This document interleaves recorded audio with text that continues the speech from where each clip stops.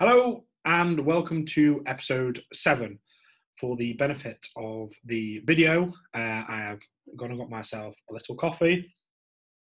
When I was on Mark's podcast, he said what's been the best purchase of your past 6 months, and it wasn't a purchase that I made, but it was a coffee machine that I got for my birthday, which was on the 14th of March, which just before this corona lockdown all happened. I think I've saved a fortune in coffee using the coffee machine at home rather than nipping to Costa or Starbucks or another one of those chains, McDonald's or whatever. So I've just taken a little break to get a coffee. I've come back into recording podcasts and I'm trying to record 8 in one sitting. You may be listening to these over a period of days, and it is certainly now the fatigue is setting in. Look at this. So in this episode 7, after that long and waffly intro, we are going to be looking at the new unique selling point that your business will have to offer, which is what are your safety measures and what are you doing to protect people. So this is a weird topic because certainly something that would just be expected, a few weeks back, it's not something that necessarily crossed our mind. But if you think now when entering a supermarket or a restaurant or wherever you're going at the minute, you're going, do I feel safe? And in some situations and in some instances, a lot of the population are going, no, I don't feel safe. I'm not happy with going into these places. I don't trust other people. I don't trust the supermarket to be able to keep me safe, or it's not necessarily their responsibility to keep me safe. And a lot of supermarkets have used it as a big selling point, and a lot of farm shops are using it as a selling point to the measures that they're putting in place in order to help people stay safe. So that might be delivery, it might be click and collect. What are they doing to make you feel safe and comfortable to be a customer of theirs? We work a lot in the hospitality industry. When pubs get back open, this is going to be a huge factor, and restaurants get back open. What measures are in place to ensure my safety as a customer, not just my safety, but if I'm out and about, eating in restaurants as a 29-year-old, what measures so that I know that I'm not going to pick it up off somebody sat next to me, or I'm not going to take it home to my family or mum and dad. What things are you doing to ensure that we are staying safe? And that is going to become a selling point, or not even a selling point, an essential point of your business of what you are doing to keep people safe. And this is something you need to think about now. If you are shut, you need to be thinking about these measures now. If you're a business that's remained open, you've been adapting to this on the fly.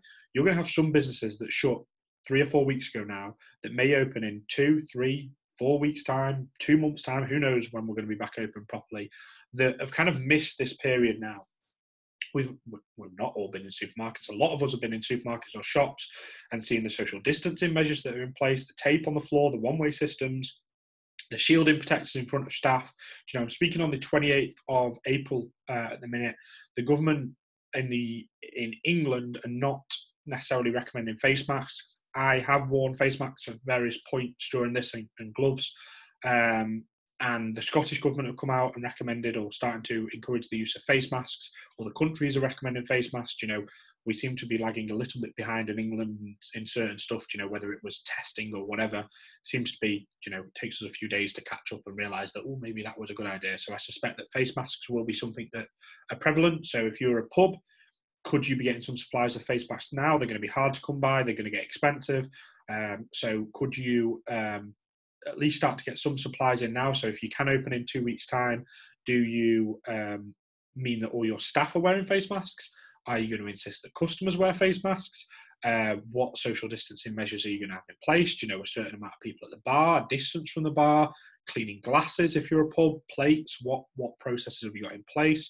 How are you going to keep your staff safe? Some of the businesses that we've been working with, a discussion on how, in a small kitchen or whatever, are you going to keep your staff safe? And that might mean cutting down on the physical amount of stuff that you can serve. So if normally you could serve 200 people, you might be limited by capacity based on seats, but you also might be limited on capacity based on the staff that you can fit in an area to prep things.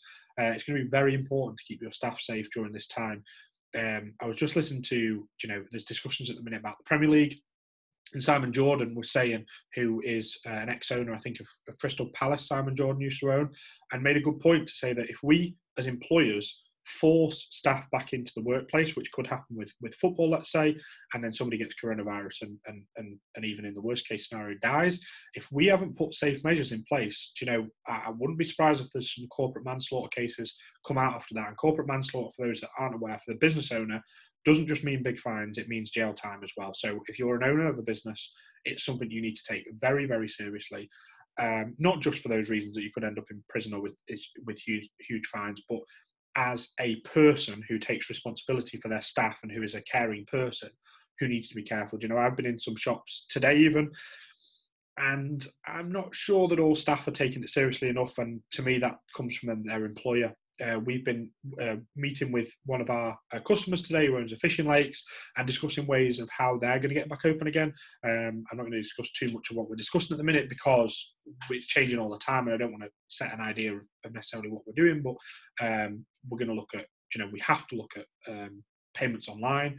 We have to look at removing cash from the business. We have to look at contactless payments. We have to look at protecting the staff.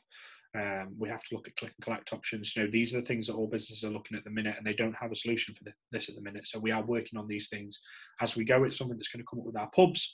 It's something that's come up with our farm shops that we're now working with, creating drive-through systems. And so customers can just pull up, open a boot and get their food order in and away they go. So these are things that you're going to have to adapt to for your business. And I've said this in a few of the other episodes, but if you think that you can come back and conduct your business in the same way that you were conducting business just 6 weeks ago or 8 weeks ago, whenever you open again, or whatever it looks like in a year's time, in my eyes, and, quote me if I'm wrong in a year's time, and I'll happily be wrong, and we can go back to the nice, happy world we were in before, but I just don't see it's going to happen. We're going to change our habits. We're going to change our processes. We're not going to be shaking hands and hugging and kissing people, in the street. We're going to be careful with our parents, and there will be people that flout the rules as well.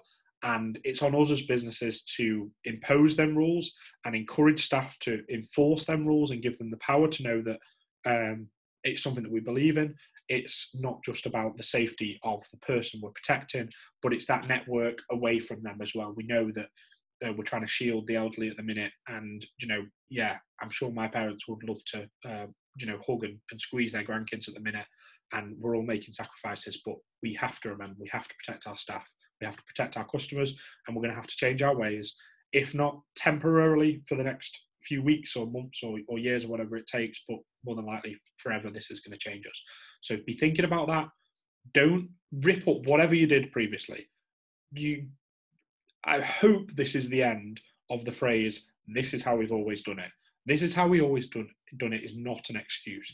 I remember 29 now, and I worked with my dad for 6 years, is when I was a kid going around warehouses at 11, 12 years old with my dad and holding tape measures across warehouses and workshops and factory settings, and the machines are on and I'm 11 or 12 years old. Now it's my dad obviously taking the risk, and I was happy to, and I still would do it again if my son, wanted to do the same thing. But the owners of them places would never allow that now. It just wouldn't be allowed. My dad can't say, oh, this is the way we've always done it. 18 years, 20 years is a long time that safety has moved on a long way, and it's going to jump again quickly now when you have to be ready to adapt. So I hope you've enjoyed the episode. Please do get in touch if you are shut and you are wondering what it's going to be like and what measures you can put in place for reopening. Discuss these things now, plan these things now. Don't make a plan that's set in stone. This plan is going to change based on what the government advises us to do. As I say, we're sat on the 28th of April 2020 at the minute, and we don't know what the world is going to look like in a month's time. All I know is that we're going to be ready, we're going to make a plan, and we're going to be ready to move that plan if we need to, depending on what rules are set out. So, in our final little episode in this series, coming next, we are going to talk about something a bit more exciting than cutting costs and being safe and etc., is how can we go about getting new customers. So I hope you join us for the final episode, and I hope you've enjoyed the episode so far. Cheers.